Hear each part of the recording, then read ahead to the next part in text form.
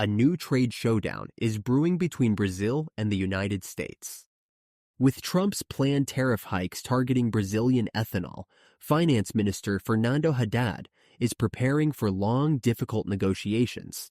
Haddad isn't backing down. His message is clear. If the U.S. brings up ethanol, Brazil will bring up sugar. They're waging war with the entire world. They won't make an exception for Brazil. But when we sit down, they'll bring ethanol, and we'll bring sugar. With Brazil being the world's top sugar exporter, this trade dispute could escalate into a major economic battle. The question is, who has the upper hand? The root of the dispute, ethanol and sugar. At the heart of this trade war are two commodities, ethanol and sugar. The U.S. claims that Brazilian ethanol production is unfairly subsidized, giving it an advantage over American producers. Trump's new tariffs target Brazilian ethanol imports, aiming to protect domestic energy and agriculture sectors. Brazil sees this as economic protectionism, arguing that U.S. subsidies for corn-based ethanol distort the global market just as much. That's why Brazil is leveraging its dominance in sugar to push back. Brazil is the world's top sugar exporter, controlling nearly 40% of global supply. The U.S. relies on sugar imports, but keeps strict quotas in place to protect domestic producers.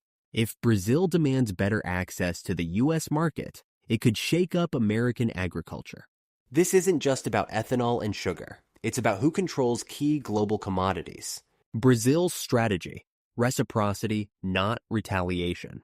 Haddad and Brazilian officials are emphasizing that they're not seeking a trade war, but they are demanding fair treatment. Negotiation first.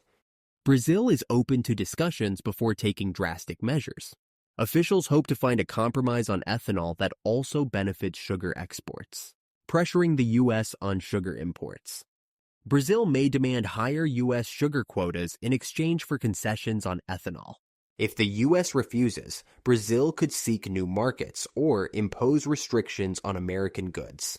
Building global alliances. Brazil is reaching out to EU and Asian markets to strengthen trade ties and reduce dependence on the U.S. If the U.S. makes Brazilian ethanol uncompetitive, Brazil will pivot to other buyers. This approach aims to balance power in trade talks without escalating into a full-scale tariff war. The U.S. perspective: protecting American agriculture. Trump's tariff policies have focused on shielding American farmers and energy producers from foreign competition. His stance on Brazilian ethanol aligns with broader trade measures targeting China on semiconductors and steel, Europe on auto imports, Mexico and Canada on manufacturing subsidies. By raising tariffs on Brazilian ethanol, Trump aims to support U.S. corn farmers and biofuel producers, who have long complained about Brazilian imports undercutting their prices. But here's the risk. If Brazil retaliates, it could hurt U.S. farmers in other ways. The U.S. imports billions in Brazilian agricultural goods. Any restrictions could disrupt American supply chains. If sugar becomes a battleground, American food companies could see costs rise. A prolonged trade war could push Brazil closer to China, America's biggest economic rival. This isn't just a Brazil versus U.S. issue. It's part of a larger global economic chess match. Who holds the advantage? Both countries have strengths, but Brazil may have more leverage than expected. Brazil's advantages. Global sugar dominance. The U.S. relies on sugar imports, and Brazil could demand a better deal. Growing alternative markets. Brazil is expanding ethanol exports to Asia and Europe, reducing dependence on the U.S. Strategic trade position.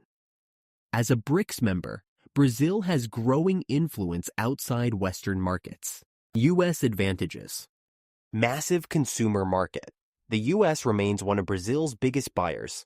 Losing access would hurt. Economic pressure. The U.S. can use sanctions, financial restrictions, or WTO complaints to push Brazil into compliance. Allied support. The U.S. may seek EU backing to counter Brazilian trade moves. The outcome will depend on who blinks first in negotiations. What happens next? With both sides preparing for tough talks, here's what to watch for. When official trade talks begin, expect weeks or months of negotiations before any major decisions are made.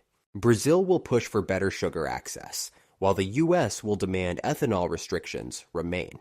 Two potential market shifts. If talks stall, Brazil may increase ethanol exports to China and India, reducing reliance on U.S. buyers. The U.S. could look for alternative sugar suppliers to lessen Brazil's influence. 3. Risk of escalation. If negotiations fail, both sides could impose retaliatory trade measures, sparking a larger economic dispute. This is a high-stakes battle that could reshape trade relations between two major economies. Final thoughts. Will Brazil and the U.S. reach a deal? Brazil isn't backing down, but neither is the U.S. Haddad is preparing for a long fight, but Trump is unlikely to soften his stance. The big question, can they find common ground before this turns into an all-out trade war?